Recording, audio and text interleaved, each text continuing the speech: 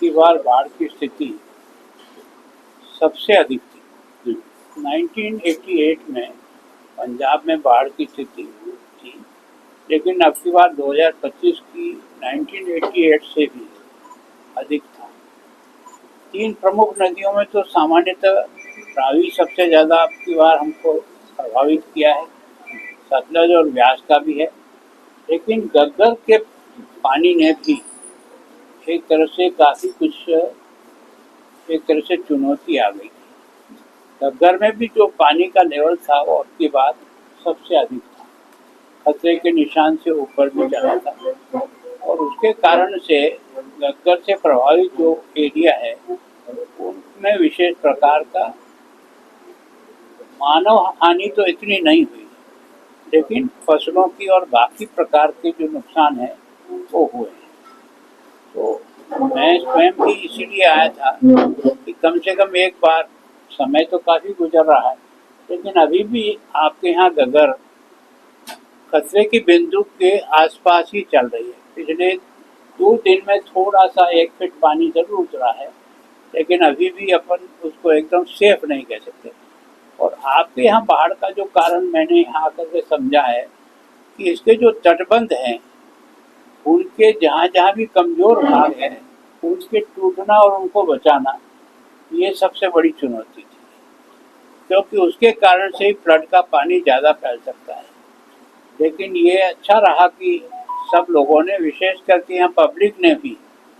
एक तरह से प्रशासन के साथ जुड़ करके जितने भी तटबंध टूटने की स्थिति थी उस सबको सैंड बैग लगा करके लोगों ने मदद करके, प्रशासन ने, आर्मी ने, सभी ने मिलकर के व्यवस्था की। उसके कारण से इस नुकसान से तो बच गए। लेकिन जो समस्या मुझे यहाँ समझ में आई कि घग्गर का जो है ऊपर का एरिया जहाँ से पानी जाता है वो काफ़ी बेड चौड़ा है, लेकिन जैसे ही आगे जाते हैं पुलिया के पास के बाद से नीचे की जो है ना उसकी चौड़ाई कम होती चली गई, तो उसके कारण से उसको पानी को लेने की क्षमता कम हो जाती है, तो उससे तटबंध ज़्यादा इफेक्ट होते हैं, ज़्यादा टूटते हैं। लेकिन इसके बारे में मैंने जब जानकारी की तो पता लगा कि इसका एक घग्गर का लिटिगेशन 35 वर्षों से सुप्रीम कोर्ट में पेंडिंग चल रहा है, हरियाणा और पंजाब के बीच में, और उसके कारण से कोई उसका स्थायी समाधान नहीं निकला। पंजाब के स्थायी समाधान के लिए इनकी बात सुनने के बाद लगा कि जहाँ जहाँ कमज़ोर पॉइंट है, जहाँ से घग्गर ओवरफ्लो कर सकती है, पानी का फैलाव हो सकता है, उसको जितना मजबूत किया जा सके कि उसके कारण से उसको बचाया जा सके। 30,000 हेक्टेयर का यहाँ पानी के अंदर जो फसलों का नुकसान हुआ है उसका आकलन हो रहा है। थोड़ा बहुत जो है ना मानव हानि हुई है वो तो 2-3 हुई है, लेकिन अभी जो है पशुओं की हानि भी यहाँ बहुत कम है वैसे सामान्यतः, केवल पानी के फैलाव से कारण से। लेकिन बिल्डिंगों को नुकसान होने का अनुमान सारा खत्म होने के बाद पूरा लगेगा, तो उसका भी अंतर मैं सोचता हूँ कि सरकार ने भी, प्रधानमंत्री स्वयं आए थे, लेकिन वो अधिकांश जो है ना आपकी उस बॉर्डर एरिया में ही, अमृतसर और यहाँ जहाँ बहुत ज़्यादा फ्लडिंग था रावी से, उसको देख करके, लेकिन उन्होंने पुनः आश्वस्त किया था कि हम तो ये जो 1600 करोड़ देखें, ये तो टोकन आपका जो अभियान इस समय चल रहे हैं उसमें कोई अवरुद्ध नहीं आए, आपकी जितना भी है। बाकी सारा टीम जो आई है वो एनालिसिस करने के जाने के बाद जो रिपोर्ट देगी उसके आधार पर किसान को भी, मकान को भी, पशुओं की हानि को भी, और विशेष प्रकार के जो कुछ भी डैमेज हुए हैं प्रॉपर्टी उसके बारे में भी, और एक भविष्य में इन जिलों में जिनमें बाढ़ आती है वहाँ कम से कम भविष्य में एनडीआरएफ की टीम की वेल इक्विप किया जाए, ऐसे साधन उनके पास उपलब्ध हों कि ताकि वो तुरंत उसके बारे में। मुझे बहुत अच्छा लगा कि यहाँ आर्मी के कारण से और सभी के सामूहिक प्रयास से मतलब पब्लिक का लॉस उतना नहीं हुआ। डॉक्टर साहब, लगातार मांग की जा रही है कि जो डैम है उनका कंट्रोल पंजाब के हाथ में दिया जाए, तो जो इतनी बाढ़ की मैं सोचता हूँ कि कंट्रोल अभी किसी के पास है, लेकिन कंट्रोल से पानी छोड़ने के पहले को सूचना देते हैं कि हम कितना पानी रिलीज कर रहे हैं। और वो रिलीज करने के बाद कोई 12 घंटे बाद आता है, कोई 14 घंटे बाद आता है, कोई 6 घंटे बाद आता है। तो सिस्टम तो है कि आपको अपने अपने एरिया में परफेक्ट होना है, उसके कारण से उतना लॉस नहीं हुआ। लेकिन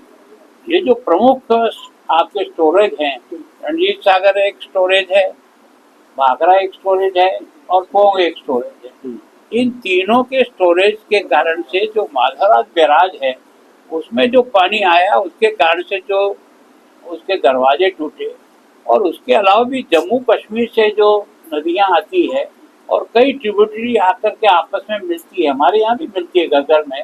तो उसके कारण से भी फ्लडिंग होता है जिनका कोई नापतोल नहीं होता है। नापतोल एक पॉइंट पे आने के बाद ही होता है कि यहाँ से कितना पानी जा रहा है। और वास्तव में जहाँ बारिश का जितना कैचमेंट एरिया है उसकी बारिश के साथ ही उसकी जो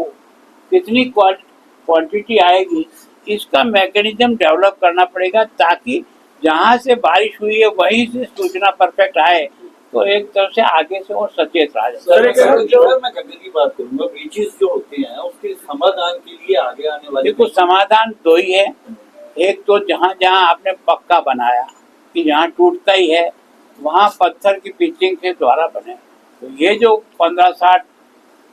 पॉइंट हैं, इन 15-60 पॉइंटों को निश्चित रूप से हमें स्थायी रूप से इनको किस तरह से स्ट्रेंथन करें, वो एक रास्ता है जिसके लिए कुछ किया भी है, कुछ पॉइंट तो किए हैं, कुछ पॉइंट अभी भी नहीं हुए हैं, जिसके कारण से फ्लडिंग जो है ना वो सर वही डिस्प्यूट है कि घग्गर मार कर गया और उसके बाद ऐलान होते हैं। क्यों ना हो कि हरियाणा, पंजाब और राजस्थान की तीनों सरकारों को केंद्र सरकार को ऐसा समाधान ढूंढने के लिए कहे कि जो आपने हांसी उठाना से जो घग्गर को डाफ लगी, पंजाब खराब हुआ, आगे फतेहाबाद का नुकसान हुआ, उसके लिए कोई रणनीति बनाने की जरूरत क्या है कि ये जो घग्गर की जो समस्या हरियाणा और पंजाब के बीच में जो मुकदमेबाजी में सुप्रीम कोर्ट में जाके फंसी है, जिसका तो न निर्णय हो रहा है न कुछ आगे बढ़ रहा है, तो उसके स्थायी हल के लिए कोर्ट के फैसले आप जानते हो किस तरह से, जहाँ दो प्रांतों के बीच में पानी का डिस्प्यूट होता है वहाँ किस तरह से काम होते हैं। कई इसी तरह से पेंडिंग पड़े, भाखड़ा मैनेजमेंट बोर्ड के भी इसी तरह से केस हैं। लेकिन मेरी जो समझ है उस समझ से यह है कि हरियाणा और पंजाब दोनों बैठ करके इसके हल के लिए सहमति बनाएं, तो मैं सोचता हूँ कोर्ट में भी उसका रास्ता बहुत आसानी से सर एक डैम को लेकर है कि डैम की ना खत्म हो चुका है, जो मियाद खत्म हो चुकी है जब से वो बना है, ठीक है, क्योंकि कह रहे हैं कि उसमें मतलब काफी डैमेज कर सकता है, कि इसकी सिल्ट भी बहुत ज्यादा जमी हुई है। एक एनजीओ ने एक प्रेस कॉन्फ्रेंस की है कि उसके बारे में आप कैसे देखते हो इस चीज को लेकर? तो मैं सोचता हूँ ये जो तीनों डैम है ना, इन तीनों डैमों के बारे में कोई डाउट क्रिएट होने का सवाल पैदा नहीं हो रहा। मट्टी तो आएगी, क्षमता कम होगी, इसमें तो कोई दो राय नहीं, क्योंकि पीछे से जो सिल्टिंग आती है वो आखिर आएगी तो उसी डैम में, तो उसका जो स्तर है वो तो बहुत ऊपर और बड़े ऊपर के लेवल पर निर्णय करें। लेकिन जो हमारी कैपेसिटी है उसको मेंटेन करना और उसके आधार पानी को समय पर रिलीज कर देना और नीचे के लोगों को सतर्क करके ही पानी रिलीज किया जाए, तो थोड़ा सा मैनेजमेंट अच्छी तरह से कर सकते हैं। और ये थोड़ा बहुत हुआ, इसके कारण से ज़्यादा नुकसान नहीं हुआ। पानी का फैलाव तो यहाँ सामान्यतः जमीन लेवल की है, इसलिए जब भी पानी आएगा तो पानी का सेंटर ने अनाउंसमेंट की है 1600